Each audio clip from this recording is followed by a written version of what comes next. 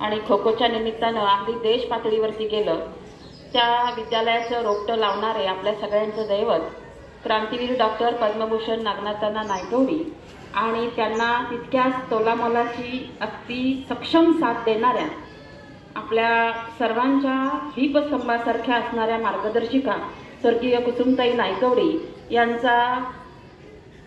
यांची आज 6वी पुण्यतिथी। खरं तर माईसाहेब म्हणजेच कुसुमताई नायकवडी मूर्ती लहान पण कीर्ती महान, आणि किती महान तर क्रांतीवीर डॉक्टर पद्मभूषण नागनाथांना नायकवडी यांच्या प्रत्येक चळवळीमध्ये खंबीरपणे साथ देणाऱ्या कुसुमताई नायकवडी।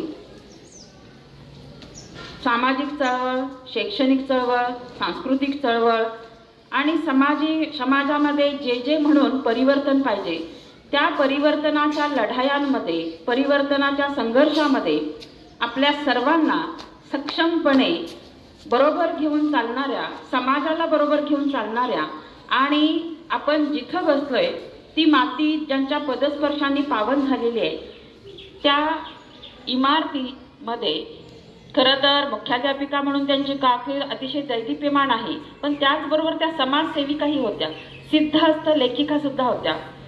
स्वर्गीय कुसुमताई नायकवडी आता खरं तर विद्यार्थिनी पण भाषण करणार आहेत आणि आपल्या विद्यालयामध्ये नेहमीच मार्गदर्शन करणाऱ्या आणि याच विद्यालयाच्या माजी मुख्याध्यापिका सौ विशाखा कदम मॅडम या सुद्धा आपल्याला मार्गदर्शन करणार आहेत आणि त्याची आपण आतुरतेने वाट पाहतोय।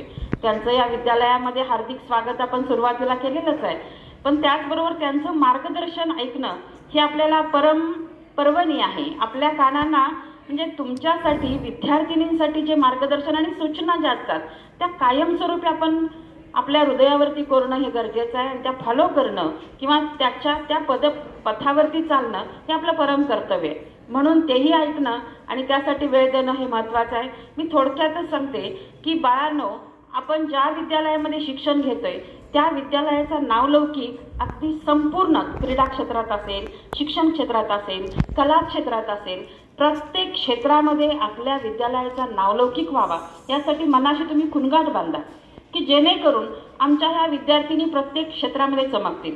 प्रत्येक मीटिंगला आपल्या या संस्थेच्या, किसान शिक्षण संस्थेच्या अध्यक्ष सन्माननीय वैभव काका नायकवडी हे सांगत असतात की 5वीला मुलगी आली की पहिल्यांदा तिला शिक्षणाबरोबर खेळाची सुद्धा माहिती सांगा, कारण ह्या खेळाची किंवा क्रीडा क्षेत्राचं ऐतिहासिक पार्श्वभूमी आपल्या संस्थेला जी लाभलेली आहे त्याच्या पाठीमागं एक प्रेरणास्थान आहे, त्या म्हणजे क्रांतीमाता लक्ष्मीबाई नायकवडी स्वतः ग्राउंडवरती थांबून विद्यार्थ्यांना प्रेरित करण्याचं आणि भारित करण्याचं काम त्या करत असत। आपलं भाग्य आहे की विशाखाताई कदम मॅडम सुद्धा खो खोच्या खेळाडू। मला वाटतं की खेळाचा वारसा हा जेनेटिकली किंवा इनहेरिटलीच आपल्याकडे आलेला आहे आणि पिढ्यानपिढ्या खेळाबद्दल अगदी अतोनात प्रेम आणि आपले खेळाडू अनेक क्षेत्रामध्ये चमकलेले आहेत। अगदी नॅशनल पातळीवरती आपला जो नरेश सावंत हा क्रीडा अधिकारी झाला, अशा अनेक विद्यार्थी या आपल्या संकुलातून बाहेर पडलेले आहेत। तशा बहुरम्मा उटगीसारख्या अनेक विद्यार्थिनी आपल्या अगदी देश पातळीवर चमकतात। प्रतिकूल परिस्थितीतून येऊन ह्या विद्यार्थिनी खेळामध्ये आपलं नाव करतात। अनेक प्रकारची शिष्यवृत्ती, स्कॉलरशिप आपल्या विद्यार्थिनींना मिळते।